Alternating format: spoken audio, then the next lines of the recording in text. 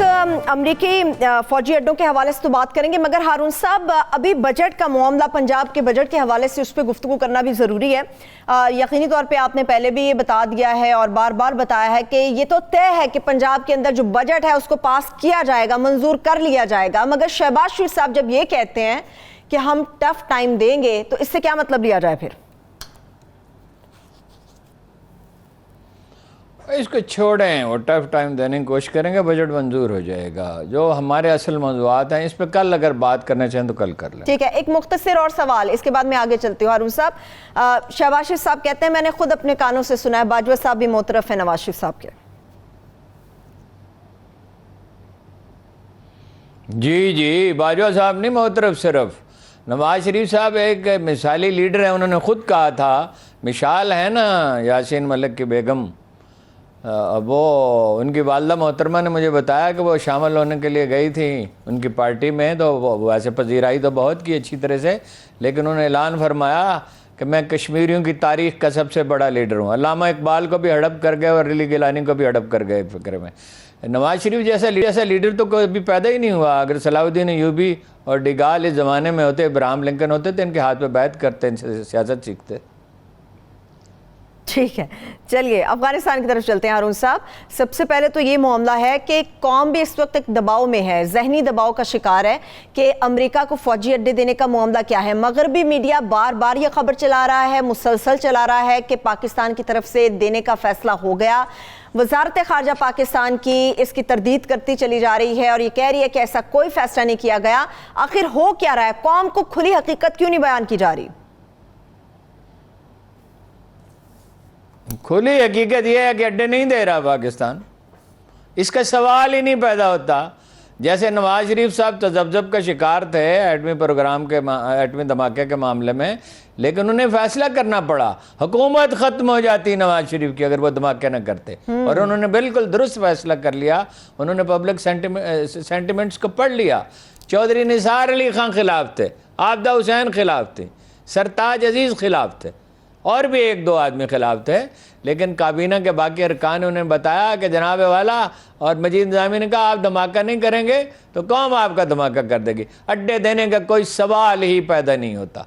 2011 फौज में कोई इसे कबूल नहीं करेगा, एक फुट सोल्जर से लेकर जनरलों तक, ये बात वो खूब अच्छी तरह से जानते हैं।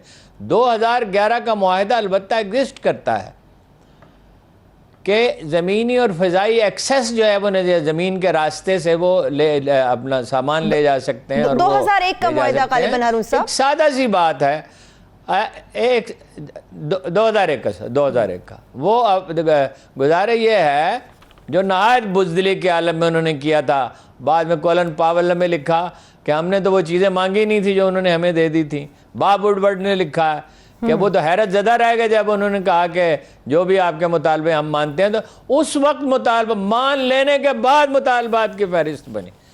अच्छा देखिए ना, अगर आप उन्हें अड्डे देते, शमसी का अड्डा था, ये चकलाला का था, जैकबाबाद का था, और इसका फैसला जनरलों ने नहीं किया था।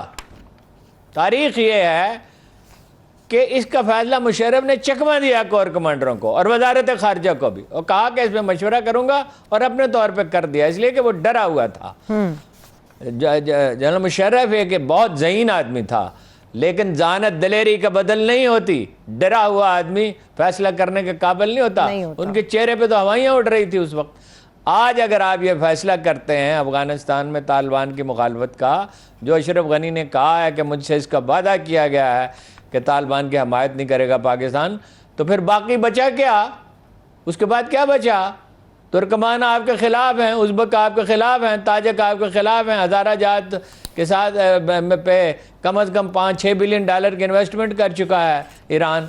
तो आपके साथ फिर कौन है? अगर यहाँ से जहाज़ जाते हैं और बमबारी करते हैं तो इसका मतलब आपने अफ़गानिस्तान को हमेशा के लिए खो दिया। लेकिन इसके दूसरे पहलू उन पर गौर करना चाहिए। इस वक्त जो बमबारी हो रही है अफ़गानिस्तान में, आपको मालूम है कि अमरीकी तैयारों से तालिबान पर बमबारी हो रही है। इससे भी ज़्यादा अहम बात यह, और अमरीकी अपने बहरी बेड़े लेके आ सकते हैं और करीबी इलाकों से बमबारी जारी रख सकते हैं। उनका इंटेलिजेंस नेटवर्क है, उनके मर्सनरीज हैं, एक पूरा तबका उन्होंने अपने हामियों का पैदा कर लिया है, اور وہ شمالی اتحاد کے ساتھ ساز باز کر سکتے ہیں اور وہ بہت تیزی کے ساتھ دوبارہ حملہ آور ہو سکتے ہیں. طالبان آسانی سے حکومت تو نہیں کر سکیں کہ اگر لچک کا، اس میں کوئی شبہ نہیں کہ جنگ طالبان نے لڑی ہے اور نہایت دلیری سے لڑی ہے، بہت مستقل مزاجی سے لڑی اور جیتی ہے اور سپر پاور کو شکست سے دوچار کیا ہے. لیکن حقائق کا ادراک ہونا چاہیے. روسیوں نے کہا ہے بالکل صاف الفاظ میں کہ طالبان اپنی اجارہ داری قائم کرنے کی کوشش نہ کریں، حالانکہ طالبان سے ان کے رابطے ہیں. وہ امریکہ کا سب سے بڑا مخالف تو روس ہے، چین سے بھی زیادہ. چینی بھی یہی چاہتے ہیں، اس لیے کہ ان کے ہاں مسائل پیدا ہوں گے اگر حکومت، اور وہ سب جانتے ہیں کہ وہ مسائل کیا ہوں گے. طالبان کو، اور یہ افغان فوج وہ فوج نہیں ہے جو پہلے تھی جو بالکل منتشر ہو جائے گی، اس میں ٹوٹ پھوٹ ضرور ہوگی، لیکن یہ ہے کہ ان کی اور اگر الیکشن ہوتے ہیں تو طالبان کو اکثریت نہیں مل سکتی. میں آپ سے صاف کہہ رہا ہوں، ایک دفعہ نہیں، میں نے بار بار یہ کہا 35-40% سے زیادہ سیٹیں نہیں لے سکیں گے، زیادہ سے زیادہ. اس لیے کہ پشتون بیلٹ میں دوسرے لوگ بھی ہیں، قبائل بھی ہیں، حکمت یار بھی ہے، اور حکمت یار بہت سیاسی سوجھ بوجھ کا آدمی ہے. آج بھی پارلیمنٹ میں 50 آدمی اس کے حامی ہیں. وہ تو کیونکہ ملک میں رہا نہیں تو اس کی پارٹی میں ٹوٹ پھوٹ ہو گئی تھی. اس کے شمال میں بھی اثرات ہیں. تو افغانستان میں ایک قومی حکومت ہی چل سکتی ہے اور افغانستان ایک بفر سٹیٹ ہی بن سکتا ہے. دیکھیں نا، روسی جو ہیں وہ سارا سینٹرل ایشیا جو ہے انہیں اندیشہ ہے کہ اس میں ٹربل ہو جائے گی. تو یہ کوئی اچھی حکمت عملی نہ تو پاکستان کے لیے ہوگی کہ یہاں سے آپ اشرف غنی کی حمایت کریں. حمایت نہیں کریں گے ویسے، اور یہ پاسبل نہیں ہے. بعض چیزیں ممکن ہی نہیں ہوتی ہیں. پاکستان اڈے دے سکتا ہی نہیں ہے. ہاں، امریکی لابی بہت متحرک ہے. مجھے افسوس ہے، میں نام نہیں لینا چاہتا تھا، یہ حسین حقانی، نجم سیٹھی، عائشہ صدیقہ جیسے جو اسکالر ہیں، اس لیے کہ ہم مغرب کی طرف دیکھتے ہیں. آپ اندھے ہیں، آپ کو نظر نہیں آتا کہ چین کے ساتھ آپ کی ایکسپورٹ جو ہے وہ 30-35% بڑھ گئی ہے اور اس میں مزید امکانات ہیں. یہ لوگ اندھے ہیں، انہیں نظر نہیں آ رہا کہ روس کے ساتھ ہم نے معاہدہ کیا ہے گیس کی پائپ لائن کا، اور اس پائپ لائن کا بچنے کا مطلب کیا ہے کہ توانائی کا آپ کا کرائسس جو ہے اس میں کمی آئے گی. آپ ایران سے، آپ کے ہوش و حواس قائم نہیں ہیں، آپ ایران سے گیس لے سکتے ہیں اگر مفاہمت ہو جائے ایران کی اور امریکہ کی. اور آپ کے لیے چین کی اتنی بڑی منڈی پڑی ہوئی ہے، اگر آپ اس کو ایکسپلائٹ نہیں کر سکتے تو دوسری بات ہے امریکی لابی. اور آپ چین کو کھو کیسے سکتے ہیں؟ یعنی آپ امریکہ کی بات مان لیں اور چین کو کھو دیں. 65 میں کیا ہوا تھا؟ امریکہ نے آپ کے پرزے تک بند کر دیے تھے اور آپ کو اسلحہ دینا بند کر دیا تھا، اور 82 تک یو امیجن کتنا طویل عرصہ انہوں نے ہماری مدد بند رکھی. جو لوگ کہتے ہیں کہ ضیاء الحق نے امریکہ کے کہنے پہ جنگ چھڑی تھی، کیا انہیں آدمی کہہ سکتا ہے؟ ضیاء الحق کو افغانستان کی جنگ شروع کیے ہوئے، ان کی افغان عوام کی حمایت شروع کیے ہوئے 1.5 سال گزر چکا تھا تو امداد بحال ہوئی تھی. اس سے پہلے تو وہ $200 ملین آفر کیے تھے. اس نے کہا تھا ضیاء الحق نے کہ مونگ پھلی اپنے پاس رکھو، اس سے جمی کارٹر سے کہا تھا، اور وہ اپنا سا منہ لے کے رہ گیا تھا. جس دن ضیاء الحق کی ڈیتھ ہوئی ہے اس دن ایگزیکٹ اسی دن، کیونکہ 9 گھنٹے کا 8 گھنٹے کا فرق ہوتا ہے، اس نے مضمون لکھا تھا جو اگلے دن چھپا تھا. ضیاء الحق was the only architect of Soviet military and political defeat in Afghanistan. پھر یہ ہے، اور اس کے پہلو ہیں. امریکہ روس کو کنٹین کرنا چاہتا ہے، نیٹو کو وہ اس کی سرحدوں پر تک لے گیا ہے، اور انہیں پیوٹن سے یہ شکایت ہے کہ وہ امریکہ کی مخالفت کر رہا ہے. بھائی وہ قوم پرست ہے، اور وہ ایشیا میں امریکہ جیسی جمہوریت نہیں ہوتی کہیں بھی. بہت کم جاپان میں ہو سکتی ہے، ایک آدھ جگہ پہ اور ہو سکتی ہے. اور وہ ڈالر میں لین دین تو اس نے محدود کر دیا 30%. ایک دن اگر چین کر دے، چین کی تو چونکہ تجارت کا سائز بہت بڑا ہے امریکہ کے ساتھ، تو پھر کیا ہوگا؟ پھر امریکی گھمنڈ ہے کہ ہم جو چاہے کر سکتے ہیں. اس کے مقابلے میں چینی بہت سوجھ بوجھ کے ساتھ آگے بڑھ رہے ہیں. انہوں نے ایران کو ون اوور کر لیا، وہ پاکستان میں سرمایہ کر رہی ہیں، بنگلہ دیش میں $60-70 بلین کی سرمایہ کاری کر رہے ہیں، بھوٹان میں کر رہے ہیں، سری لنکا کے لیے تیار ہیں، افریقہ تک وہ تیار ہیں. صحیح. تو امریکہ کا تو جو قوت ہے بیسیکلی فوجی ہے. فوجی ہونے کی وجہ سے ان کے وہ بحری بیڑے ہیں، جو پورا ایک شہر ہوتا ہے جس میں بحری فوج بھی ہوتی ہے، جس میں بری فوج بھی ہوتی ہے، جس میں جہاز بھی ہوتے ہیں، تقریباً پورا ایک شہر بسایا جا سکتا ہے. اسی گھمنڈ کی وجہ سے آج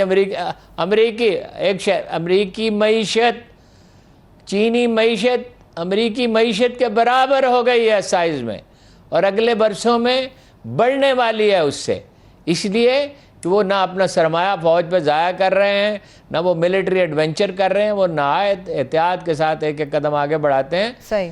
ان کنکلوژن حرف آخر یہ ہے کہ طالبان کو لچک کا مظاہرہ کرنا ہوگا ورنہ ہوگی خانہ جنگی. یہ ٹھیک ہے کہ حق اقتدار اشرف غنی کا نہیں ہے. اشرف غنی کو 8 لاکھ ووٹ ملے تھے 1.5 کروڑ میں سے، صحیح. تو وہ اس کا حق اقتدار نہیں ہے. لیکن میں پھر کہتا ہوں ایک ہی راستہ ہے، لویا جرگا. افغان مل بیٹھیں اور آپس میں فیصلہ کریں، اور پاکستان کو اپنے دیر پا قومی مفادات کو ملحوظ رکھنا ہوگا. یہ وہی امریکی ہے نا جو افغانستان میں روسی فوج کی واپسی کے سوویٹ فوج کی واپسی کے بعد ہمیں ہمارے حال پہ چھوڑ گئے تھے، اور ہیلری کلنٹن روتی تھی اور کہتی تھی ہم نے غلطی کی جب یہاں مدد مانگنے کے لیے آئے تھے. یہ وہی امریکی ہے نا کہ جو ہم ان کے تزویراتی حلیف تھے، اسٹریٹجک پارٹنر تھے، اور مدد وہ انڈیا کی کر رہے تھے 71 میں. تو امریکیوں پہ ہم کیسے؟ پاکستانی فوج اپنے ناخنوں سے لے کے سر کے بالوں تک